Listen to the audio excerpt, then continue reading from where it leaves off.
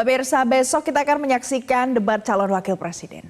Debat ini disebut-sebut sangat dinantikan oleh warga karena akan mempertontonkan kualitas para calon RI 2. Ada kandidat yang mengaku sudah biasa berdebat, namun ada pula yang jarang tampil memenuhi undangan debat. Siapa yang akan unggul dalam debat cawapres nanti? Siapa pula yang akan memainkan strategi menyerang, bertahan, atau malah cari aman?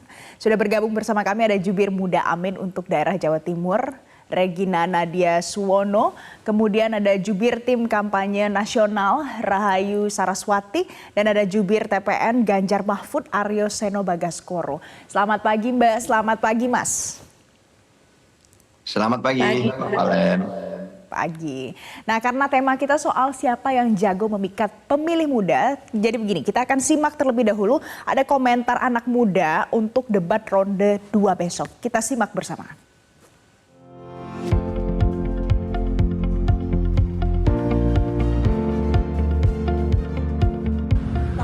Tentang ini kan ekonomi dan keuangan. Tema debat cawapres tanggal 22 ini tuh kalau nggak salah membahas tentang ekonomi atau keuangan negara terkait ekonomi digital, penerapannya terhadap pembangunan infrastruktur dan penyerapan di APBN atau APBD. Iya tahu, itu topiknya tentang ekonomi, keuangan, sama infrastruktur.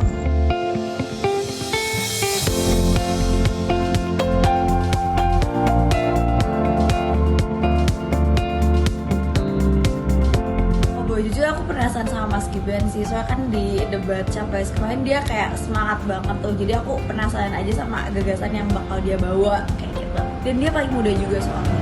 Kalau yang pengen denger gagasannya sih mungkin Caimin ya, karena dengan sekarang beliau kan jadi wakil ketua DPR, terus juga punya pengalaman jadi menteri dan segala macam, kayaknya gagasannya mungkin bisa lebih oke gitu daripada cawapres yang lain. Mungkin Mas Gibran ya, kenapa? Karena Mas Gibran ini kan salah satu kandidat yang digadang-gadang menjadi perwakilan generasi milenial di dalam kontestasi politik tahun ini gitu.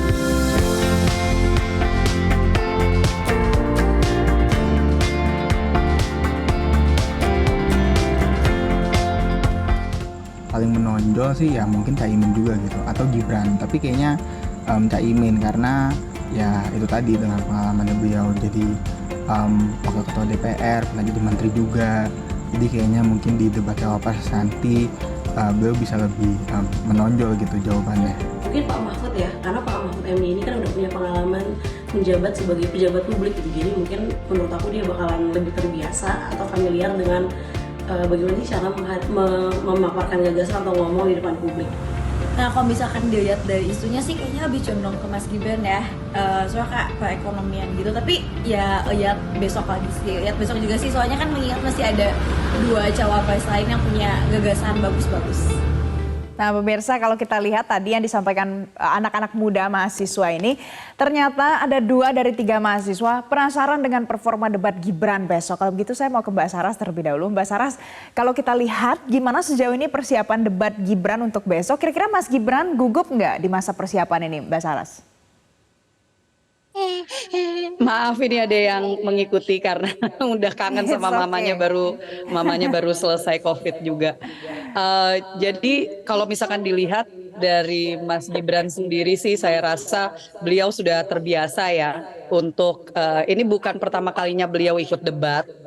Ini juga beliau sudah dipersiapkan bahkan dari jauh-jauh hari. Untuk hari ini memang fokus persiapan mungkin penambahan wawasan, tapi beliau ini sudah pernah menjadi, istilah beliau sampai sekarang masih sebagai wali kota, jadi sudah sangat paham bagaimana mengeksekusi program. Mau ikutan ngomong? Iya. Jadi Gibran sudah paham eksekusi program dan sudah ada persiapannya sejauh ini. Tadi ada satu yang menyebut soalnya Gibran semangat banget di debat yang sebelumnya. Berarti sejauh ini masyarakat harusnya memahaminya bagaimana? Benar-benar semangat untuk persiapan debat besok, Mbak Saras? Ya, saya rasa kalau misalkan semangat, tentunya semangat. Karena bagaimanapun juga beliau sudah sangat tahu, paham pada saat beliau menerima mandat sebagai cawapres dari Pak Prabowo, bahwa ini adalah salah satu hal yang harus dihadapi. Sama sekali tidak ada keguguban istilahnya dari beliau dan pernah juga mengikuti debat waktu itu untuk calon wali kota di Solo dan sekarang tinggal memantapkan istilahnya wawasan dari segi nasional saja. Tapi kalau misalkan program dan juga bagaimana untuk menjalankan program-programnya, saya rasa beliau sudah sangat menguasai. Baik, oke Mbak Sarah. Jadi kalau untuk Gibran pasti bisa menguasai karena sudah pernah sebelumnya juga ya. Saya mau ke Mbak Regina. Mbak Regina, kalau kita lihat di debat capres sebelumnya, sebagian besar semuanya itu punya perhatian masing-masing. Ada perhatian untuk Anies, ada perhatian untuk Prabowo, ada juga perhatian untuk Ganjar. Tapi sebagian besar warganet ternyata memberikan sentimen positif untuk Anies. Artinya Anies pasti sudah menetapkan punya standar yang khusus, standarnya tinggi untuk Gus Imin. Jangan sampai lebih jelek nanti. Apakah ini bikin Gus Imin jadi lebih grogi buat besok? Oke, menurut saya di awal Pak Anies memilih Gus Imin sebagai calon wakil presiden beliau, mendampingi beliau, itu Pak Anies sudah tahu bahwa mereka ini akan menjalankan kepemimpinan duit tunggal, di mana mereka berdua punya kapasitas, level of knowledge, dan juga experience yang sepadan, bukan sebagai hanya ban serep gitu kan. Jadi memang Pak Anies ketika memilih beliau, beliau sudah yakin bahwa Pak Anies itu mampu punya level yang sama dengan Pak Anies. Apalagi sebelum kemarin debat ini nanti berlangsung, Caimin dan juga Pak Anies sudah melakukan banyak sekali program ke daerah-daerah dengan anak muda, contohnya seperti Desa Anies, Lepet Imin, itu di situ sudah membuktikan bahwa mereka sudah sangat familiar dengan isu-isu anak muda dan mereka mau bahkan untuk ditodong langsung pertanyaan, di challenge gagasannya, dan menurut saya itu akan membuat persiapannya akan jauh lebih matang nanti di debat perdana cawapres nanti, gitu. Oke, jadi pada saat memilih aja itu pasti sudah ada standarnya ya Mbak Regina ya. Kalau begitu sebelum kita lanjut lagi, saya mau ajak kita semua, kita akan simak dulu analisa pengamat politik Khairul Umam berikut ini. Kita simak. Kemudian karakter pendekatan ofensif akan jauh lebih efektif untuk menunjukkan titik beda antara kubu perubahan dengan pihak yang di-challenge atau ditantang. Dalam konteks ini adalah kekuasaan yang berjalan. Nah itu, saya mau ke Mas Seno. Mas Seno, Profesor Mahfud menyebut tidak perlu persiapan khusus, tapi di debat nanti Pak Mahfud akan samakah seperti Pak Ganjar yang kemarin main aman saja. Main aman ini kan sentimen yang akhirnya dimunculkan oleh masyarakat. Atau nanti akan menyerang, karena biasa kita tahu Pak Mahfud akan belak-belakan.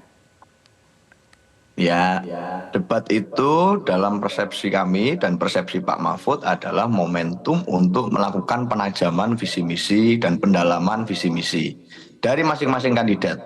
Maka yang disampaikan Pak Mahfud itu kenapa tidak perlu persiapan khusus, karena kalau yang namanya visi misi itu adalah bentuk dari cerminan harapan, pikiran, ya, gagasan yang diuji melalui berbagai macam pengalaman panjang.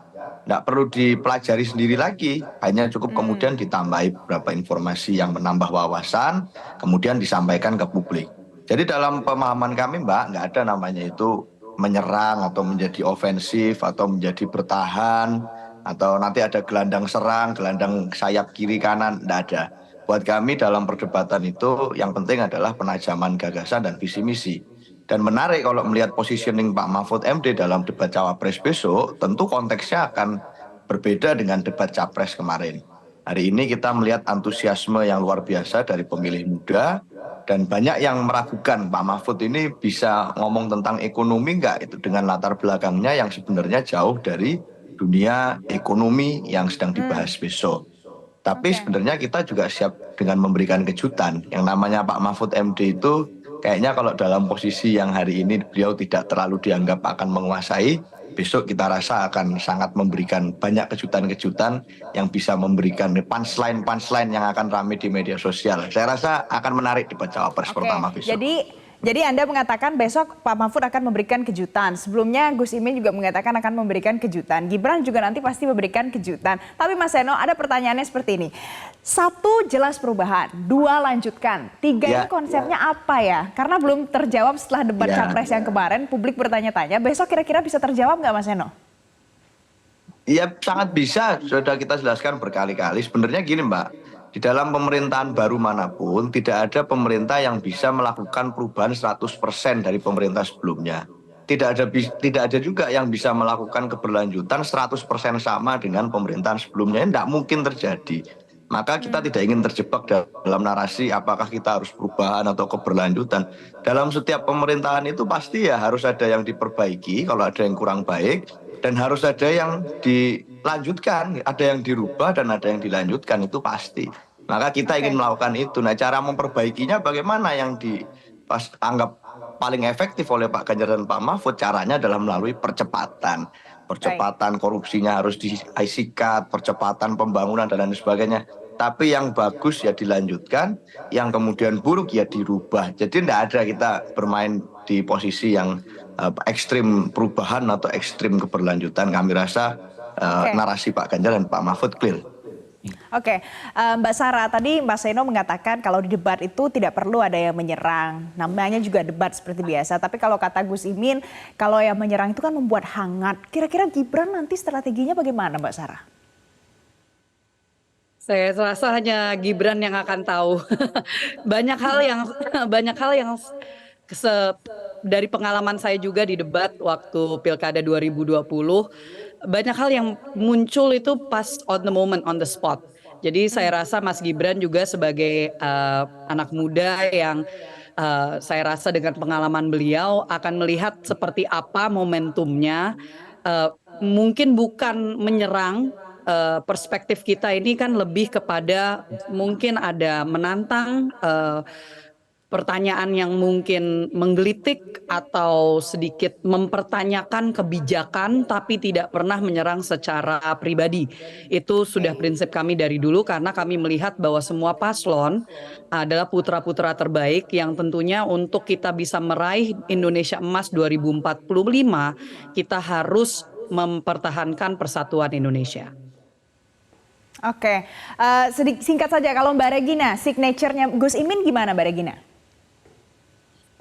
Kalau kita nggak menyerang ya, tapi kita menyelepet Mbak, dalam tanda arti karena di situ kan ruang publik untuk diskusi, kita nggak mungkin monolog, di situ akan ada dialog. Kalau monolog kan bisa di-setting up ya, bisa dipersiapkan, tapi ketika cawapres satu menanyakan, men-challenge gagasan satunya, kita membuka ruang diskusi, kita tahu the real character of someone ya dari situ, karena tidak ada setting up, dan di situ tidak ada tuh yang namanya artificial lagi, tapi real, nggak kayak banner-banner gimmick yang artificial gitu kan. Jadi menurut saya memang strategi kita sederhana, Caimin akan menyelepet beberapa gagasan ataupun janji-janji yang dianggap kayaknya ini agak halu gitu ya, yang lebih realistis bagaimana nih, nah arahnya mungkin ke situ kita nanti. Kalau begitu berarti dua cawapres lainnya harus siap-siap diselepet sama Gus Imin besok ya Mbak Regina ya.